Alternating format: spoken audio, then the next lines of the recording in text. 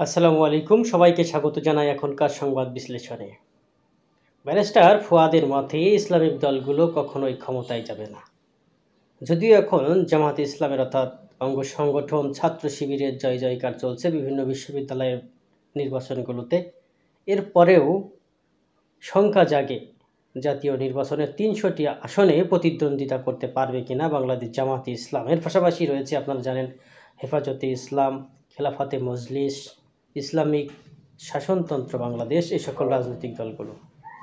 তো এই সকল রাজনৈতিক দলগুলো যে এজেন্ডা নিয়ে কাজ করে বা মতপার্থক্য থাকার কারণে একটি দল আর একটি দলের মধ্যে কোনো সম্পর্ক নেই, আর এর সুবিধা ভোগ করেছে বিগত ৫৪টি বছর অন্যান্য রাজনৈতিক দলগুলো। শুরু থেকে যদি দলমত নির্বিশেষে ইসলামিক দলগুলো, বিশেষ করে মতের পার্থক্য যে মতভেদ, সেগুলোকে দূরে সরিয়ে দিয়ে একটি ইসলামিক বাংলাদেশ, একটি শান্তিপূর্ণ বাংলাদেশ করার তাগিদে এক ছাতার নিচে আসতো সবাই, তাহলে বাংলাদেশটায় এই বিচ্ছিন্ন অবস্থা দেখতে হতো না, হাজার হাজার কোটি কোটি টাকা বিদেশে পাচার হতো না। দুঃখ লাগে, কষ্ট লাগে যে ইসলামিক দলগুলোর মধ্যে কোনো মেলবন্ধন নাই, আর যার ফায়দা লুটছে আমাদের পার্শ্ববর্তী দেশগুলো, আমাদের দেশের যেন নিজ দেশেই আমরা পরবাসী। তো এই অবস্থা থেকে বেরিয়ে আসতে হলে অবশ্যই ইসলামিক দলগুলোকে একত্রে একযোগে কাজ করতে হবে। এখানে হেলায় ফেলায় সময় কাটালে এই সুযোগ আর কখনোই পাওয়া যাবে না।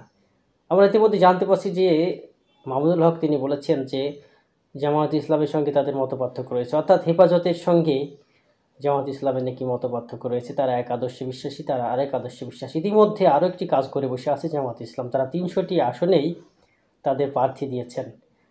এই ধরনের পাকনামি করলে তো ভাই আপনারা ক্ষমতায় যেতে পারবেন না। যে সুযোগটা পেয়েছেন অবশ্যই কাজে লাগাতে হবে। আপনারা এককভাবে ক্ষমতায় যাবেন এই আশায় গুড়ে বালি হতে পারে। এক জায়গায় জিতবেন, কয়েক জায়গায় জিতবেন, আর কয়েক জায়গায় হারতে হবে। যা নির্বাচনের প্রমাণ আপনারা দেখতে পাচ্ছেন। বর্তমান যে পরিস্থিতি, প্রশাসন তো আপনাদের আন্ডারে এখনও এসে পড়ে নাই বা আপনাদের আন্ডারে নয়, আপনাদের কথাগুলোই শুনবে। তো এমত অবস্থায় কি করণীয়? এমত অবস্থায় অবশ্যই জোটবদ্ধ হতে হবে।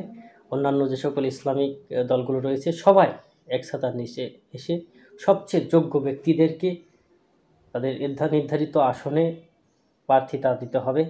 আর আরেকটি কাজ করতে হবে, সেটি হচ্ছে একই আসনে জোটবদ্ধ দল থেকে দুজনকে, আমি আবারও বলছি, একই আসনে একই জোট থেকে দুজনকে পাশাপাশি, যেমন মনে করেন হেফাজত থেকে একজন দাঁড়ালো, আবার জামায়াত ইসলাম থেকে দাঁড়ালো, অথচ তারা জোটবদ্ধ দল। এক্ষেত্রে ভোট কেটে যাওয়ার সম্ভাবনা থাকে এবং জয়ের সম্ভাবনায় ক্ষীণ হয়ে আসে। যে কোনো একজন প্রার্থীকে, সবচেয়ে উৎকৃষ্ট এবং যোগ্য প্রার্থীকে উক্ত স্থানের জন্য নির্বাচিত করতে হবে। খুব সাবধানে যাচাই বাছাই করে পা ফেললে ক্ষমতার স্বাদ গ্রহণ করতে পারে রাজনৈতিক দলগুলোর মধ্যে থাকা ইসলামিক দলগুলো। এখন সিদ্ধান্ত আপনাদের, আপনারা কি করবেন।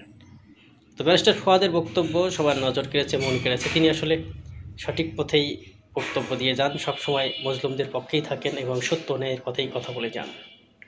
হাসনাত আবদুল্লাহ, ব্যারিস্টার ফুয়াদ এবং হাদি তিনজনের অগ্নিঝরা বক্তব্য অব্যাহত থাকবে দেশের